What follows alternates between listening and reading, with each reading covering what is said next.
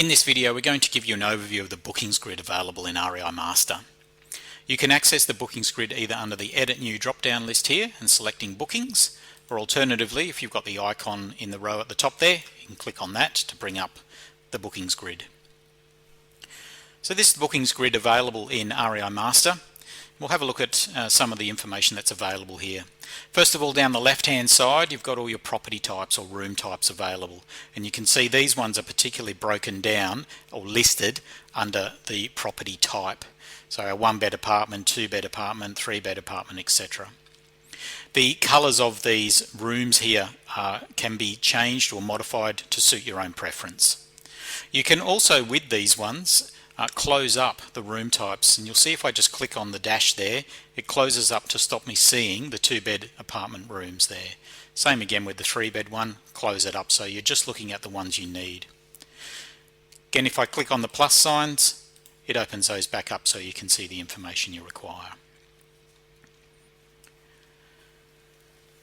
On the bookings grid itself here, the colours that are available, those ones can't be modified or changed.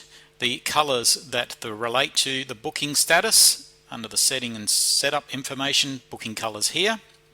So your green ones are bookings that are arriving today. We've got a couple that we can see on the grid there. Overdue arrivals will show in orange. Don't have any of those on my grid at the moment. Bookings in light blue and bookings with an overdue deposit show in the dark blue colour. In-house is showing in pink, and we've got a few of those of course. Departures today are red. We've got one here that you can see, just tail end of it in property 7/28 Scott Street. Overdue departures will show in the purple colour. Departed are the light green, and again we've just got the tail end of one that departed today here in 1245 James Street. And the final one there, any maintenance blocks that you insert will show as a light grey colour in the grid itself. The bookings, as you can see, will show you a surname and a booking number. You can also put the agent information or show the agent information on these ones as well. Under settings again, agent names, we're going to show agent names, and in doing so the grid refreshes and you can see at the end of information there the agent that relates to the bookings there. So a couple of what if ones and Expedia ones showing there as well.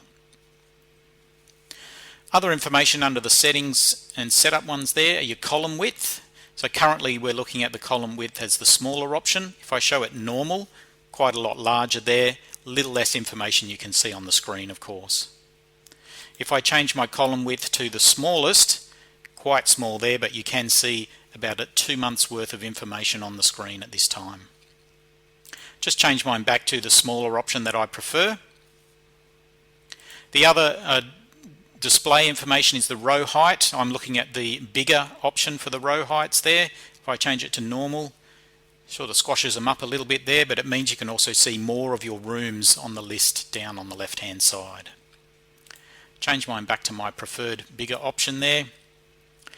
Grid lines on the grid there, I've got the dotted ones showing. You can change these either as grid lines to show none at all. You can show those ones there. A little bit harder to see the actual individual days, but this is where of course these numbers at the end of each, beginning and end of each of these bookings here are very helpful. They are actually the arrival date and the departure date on your bookings. So we've got this Amos one here, arriving on the 5th of September, departing on the 11th of September. Other grid lines options are solid lines of course, a bit more highlighted from where you can see there. Just change mine again back to the dotted ones that I prefer. Other options in the settings is the display by. As I mentioned before, we're looking at our room types on the left hand side. If I change them to show by reference, we then get nice pretty colours down the left there, but we're looking at them in room number order instead of room type. Change those back to type. The other way of displaying the rooms on the left hand side is to use filters options as well. And if I go into the filter options here and apply a filter, I've already got ticks in the boxes here for the different room types that I've got available: 2-bed apartments, 3-bed townhouse and a house. So you'll see if I select or apply that filter, I then only see those particular room types showing there. And again, you'll see at the top left here, it shows you that you're using a filtered display there. Change those back to my preferred one, so just remove the filter so that I can see all of the room types or the rooms listed on the left hand side there. In the list as well under here, a few more items that we can see down towards the bottom there. We'll go through each of those ones there in different videos. Other information on the screen that's very helpful, of course, in here. If I click on a booking, you'll see at the bottom there it gives you an indication of the property, the booking name information, the arrival and departure dates, and the balance owing on that particular booking.